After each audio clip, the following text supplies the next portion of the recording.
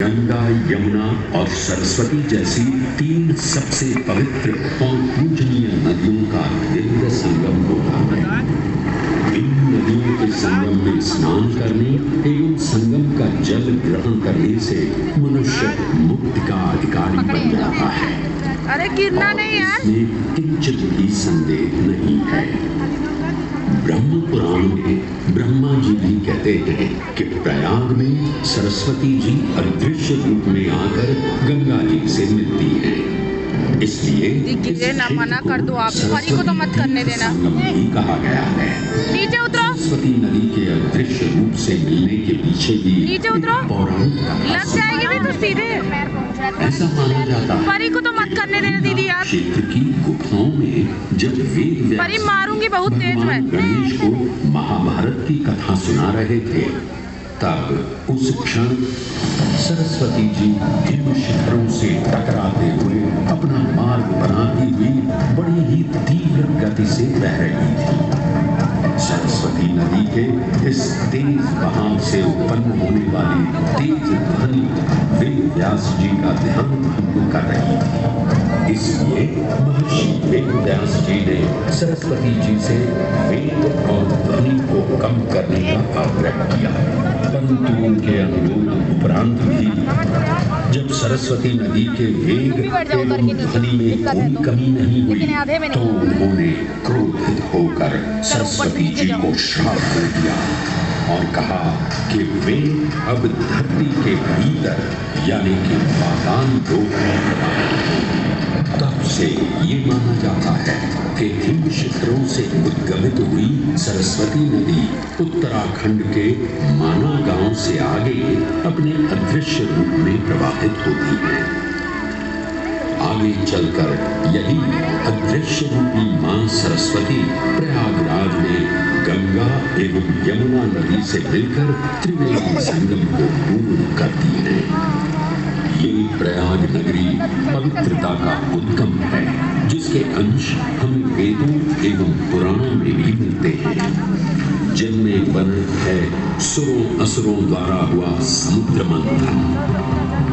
अमृत प्राप्ति के लिए सुरों और असुरों ने एकजुट होकर क्षीर सागर का मंथन किया, जिसके संदर्भ में पुराणों में विभिन्न कथाएं देखने को मिलती हैं।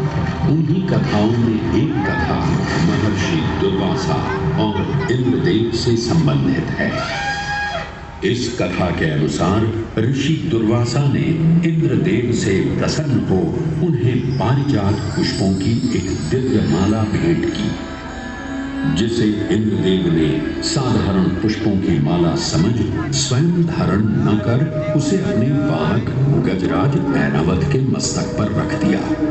पल भर में गजराज ने वो माला धरा पर गिरा उसे अपने पैरों तले रौंद दिया। ऋषि दुर्वासा से ये अपमान सहन न हुआ और उसी क्षण क्रोधित हो उन्होंने इंद्रदेव को श्राप दे दिया। ए अहंकारी इंद्र, तेरा इतना दुस्साहस कि तूने मेरा अपमान किया। जिस वैभव एवं शौर्य पर तू इतरा रहा है, क्षण भर में ही तेरा ये वैभव, प्रतिष्ठा, शक्तियां सब नष्ट हो जाएंगी। अत्रिपुत्र दुर्वासा समस्त देवगणों को श्रीहीन होने का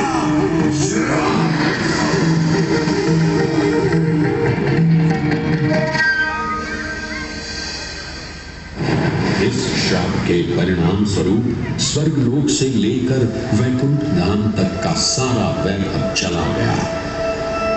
जहां स्वर्गलोक में सभी देवता अपना वैभव एवं शक्तियां खो चुके थे, वहीं वैकुंठ धाम में मां लक्ष्मी भी क्षीर सागर की गहराइयों में चली गई।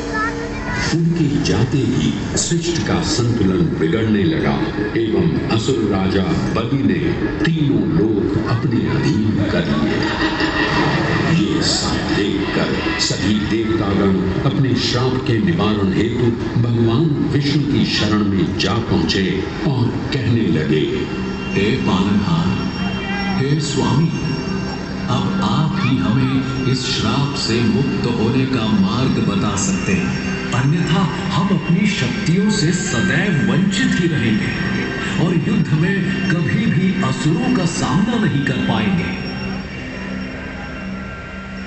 हे देवराज, ऋषि दुर्वासा के श्राप से सभी देवतागण जीवन मृत्यु के काल चक्र में बंध चुके हैं।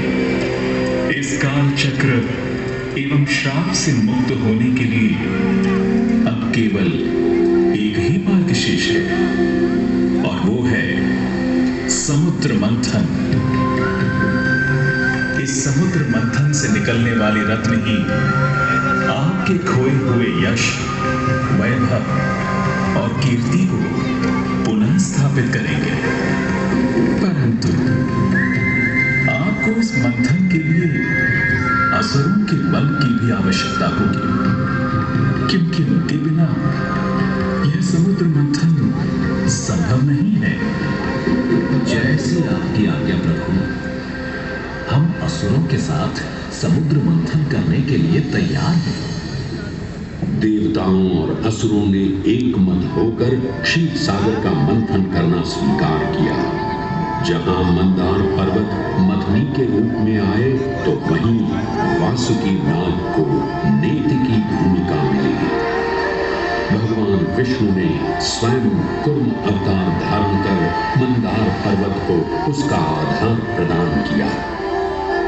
क्षीर सागर को मथना शुरू किया गया और 14 रत्नों में सबसे पहले हलाहल विष उत्पन्न हुआ।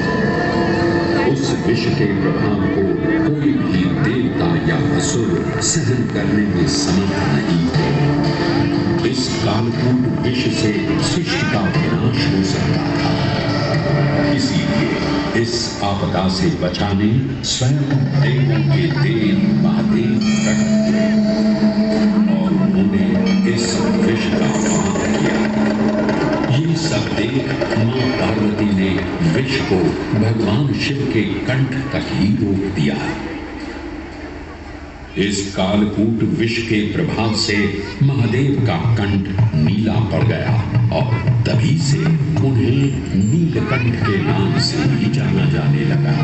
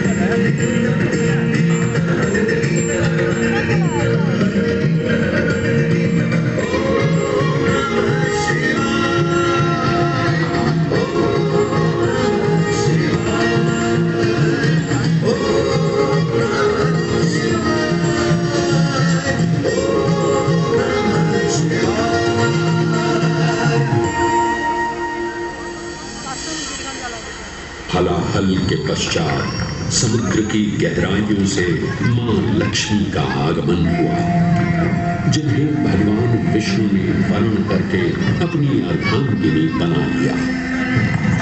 इसके पश्चात समुद्र मंथन से एक एक कर कामधेनु गाय, पारिजात वृक्ष, चंद्र, कल्प वृक्ष, अपार सुंदर अप्सराएं, गंधर्व, शंख, उच्चैःशवा, वारुण एवं कौस्तुभ मणि जैसे अनेक रत्न उत्पन्न हुए। लेकिन सभी को जिस रत्न की सबसे अधिक प्रतीक्षा थी, उस रत्न का निकलना अभी बाकी था। अंततः आयुर्वेद के देव धन्वंतरी अपने हाथ में अमृत कुंभ लिए प्रकट हुए। अमृत कुंभ पाने की लालसा में सुरों और असुरों के मध्य एक घमासान युद्ध आरंभ हो गया। इसी युद्ध के दौरान स्वरभानु नाम का एक असुर अमृत कुंभ को अपने अधीन कर पाताल लोक की ओर चल दिया। तब अमृत कलश को वापस पाने हेतु देवतागण अपने आराध्य भगवान विष्णु का स्मरण करने लगे। तदोपरांत भगवान विष्णु एक सुंदर अप्सरा मोहिनी का रूप धारण कर पाताल लोक पहुंचे, जिसे देख सभी असुर सम्मोहित होने लगे।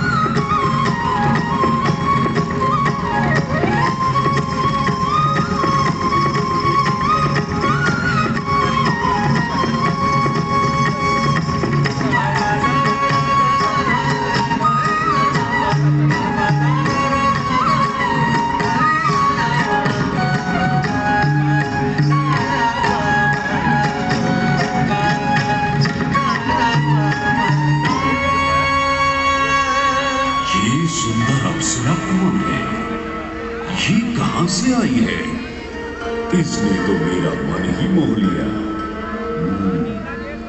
इसे तो मैं ही लेकर रहूंगा।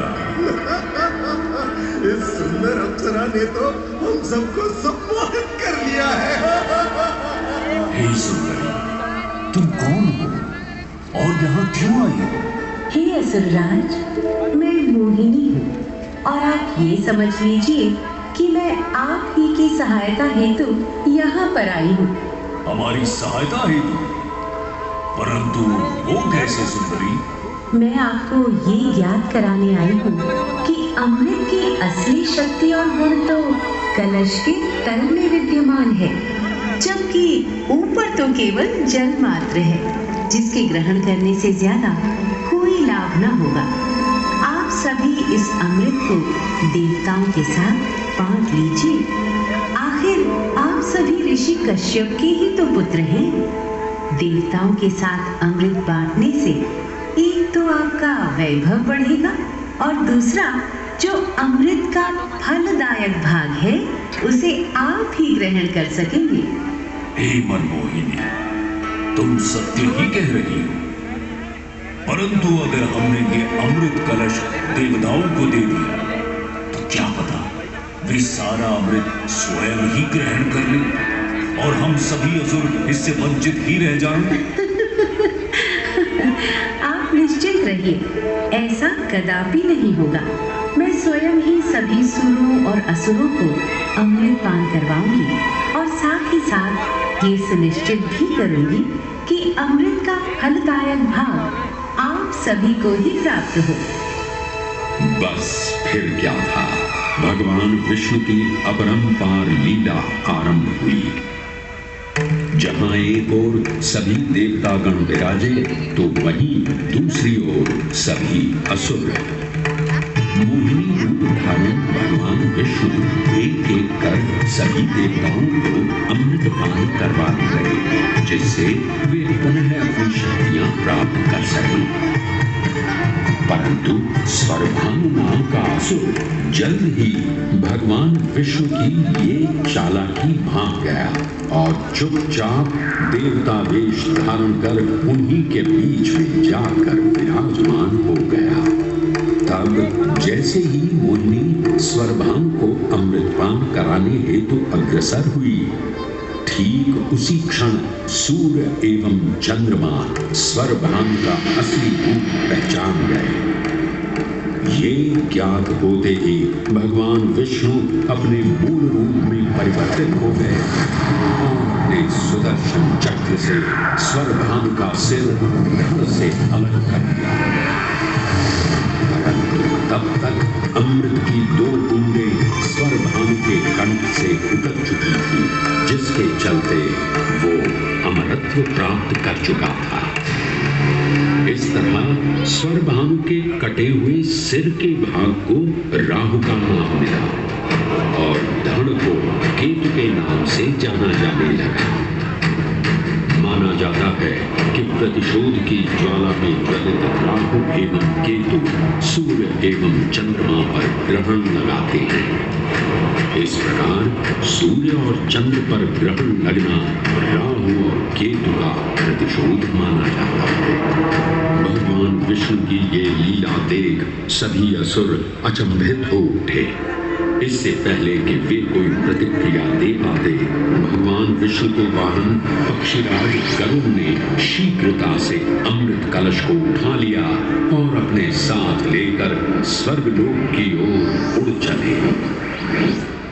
कहते हैं पक्षीराज की इस यात्रा के दौरान पृथ्वी पर 4 जगह अमृत की कुछ बूंदें छलक कर गिर पड़ी थी और इन बूंदों से उन नगरों की नदियों के पानी में अमृत जैसे गुण आ गए थे।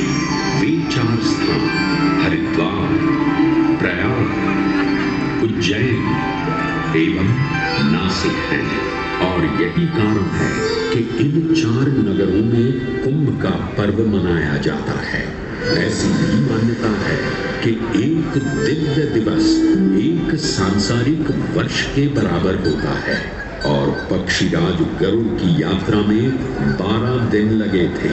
इसीलिए हर 12वें वर्ष में कुंभ पर्व मनाया जाता है।